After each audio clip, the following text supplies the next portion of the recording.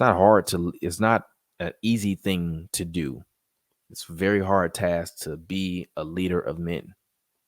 But when you sign up for that task, you got to take them bullets. You got to take them wounds. You got to take them L's. You got to be happy when you're not supposed to be happy.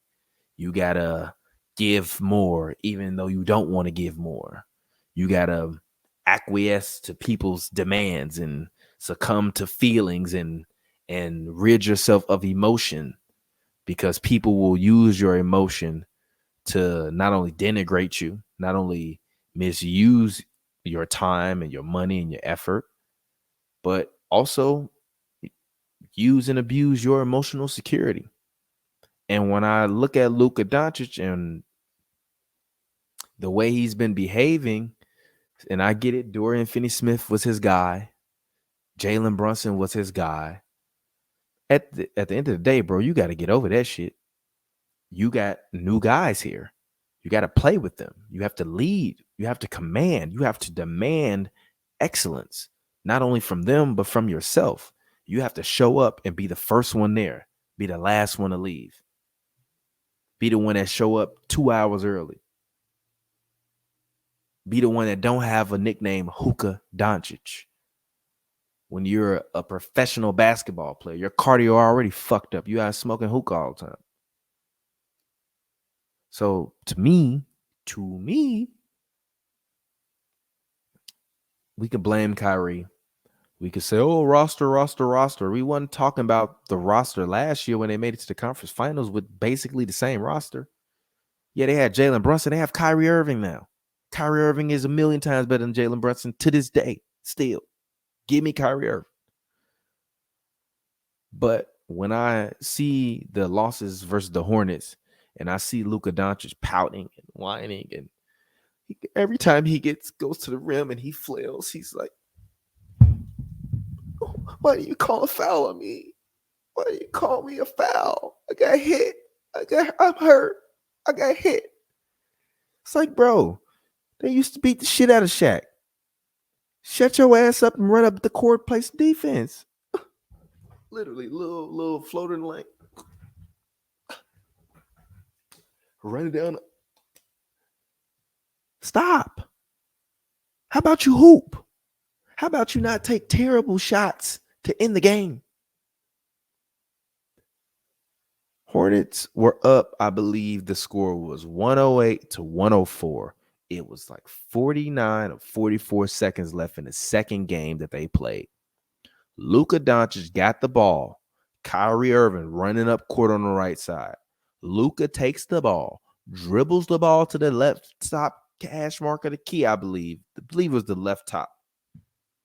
And shoots a bonehead three. Misses the three. It's 34 seconds left. You foul. Now you down 6.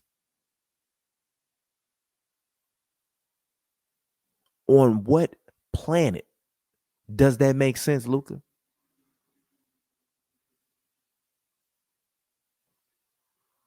Yeah, they won versus the Pacers. Cool, smooth.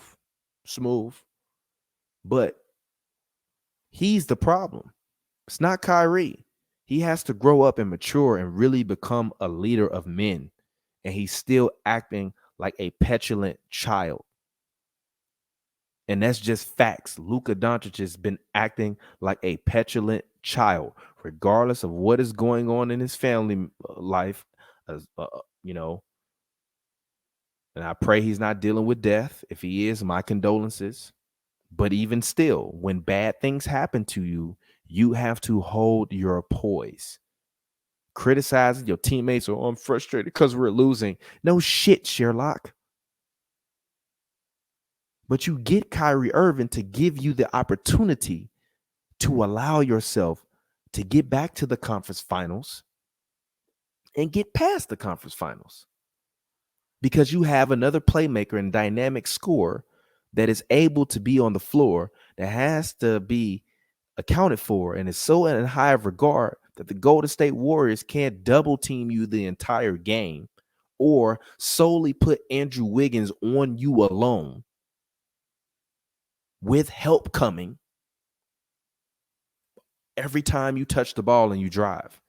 Now, if Kyrie Irving is on the floor and Andrew Wiggins has to guard you one-on-one, or you get that switch versus Jordan Poole, whereas before, when it was Reggie Bullock or Tim Hardaway Jr. or Jalen Brunson or whoever it was standing over there in the corner or top of the key waiting on the pass, you could just sag off of them and put a body in the lane, which makes your isolation ball that you love to play, your pick and roll ball that you love to play, slow.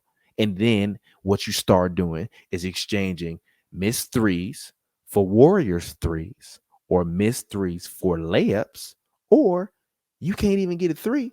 So you get frustrated and you start driving the ball to the rim, flailing. You don't get a call. You miss a layup. Warriors run back down 3, 5-point swing, 5-point swing, 5-point swing. Before you know it, Mavericks down 20, lose to the Warriors. You have Kyrie Irving there. Not only do you have someone that you can leave on the floor when you go to the bench that can drop 60 in 30 minutes, but you also have someone that makes you undoubleable. So get over yourself, Luka Doncic. Get over the fact that you have to run your fat ass around screens. Get over the fact that your fat ass got to set screens. Stop smoking hookah so you can have the fucking energy, Luka. Stop smoking hookah so you could have the energy, Luka. Then you won't have to worry about calls because your physical fitness level does not look like it's at its peak. And you've been playing stupid basketball. So Mavericks fans can blame Kyrie Irving all they want to. It's not Kyrie Irving's fault. This is not Kyrie Irving's team. Kyrie Irving don't even think this is his team. I don't even know if Kyrie Irving want to be there long term. But what I have seen from him, including when I talked to Kyrie after the very first game that he played as a Dallas Maverick, Google it, he seemed very, very happy and very, very enthusiastic about the opportunity that he would be able to play with Luka Doncic.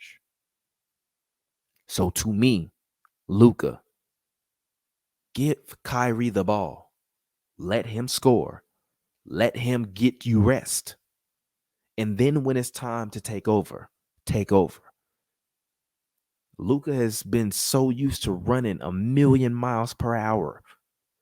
Really not 1,000,000 miles per hour, actually 70 miles per hour in 150 mile per hour NBA pace lane. And now you got someone there picking up the pace, moving the ball, requiring you to become a better athlete. Rather than being better and being a leader of men, you complaining and you whining. I love you, Luka. I think you're one of the greatest NBA players of all time. And when the NBA top 100 come out, you better be on there. You a Hall of Famer already. But you also look like a whiny baby and a sore loser and a guy that isn't mentally ready to get to that next spot. And one thing I'll say about LeBron is LeBron never fucking whined and complained when he was young about his teammates. He never passed the buck and blamed his teammates when he was young. He took accountability. He talked about how he needed to be better in every instance and in every moment, and how we as a team need to be better. And to me, the conversation that Luka Doncic has created is not about the team. It is about him and his feelings. And that is not good leadership. So will the Mavericks make the playoffs? I don't fucking know. Ask Luka Doncic. And I'll leave it there.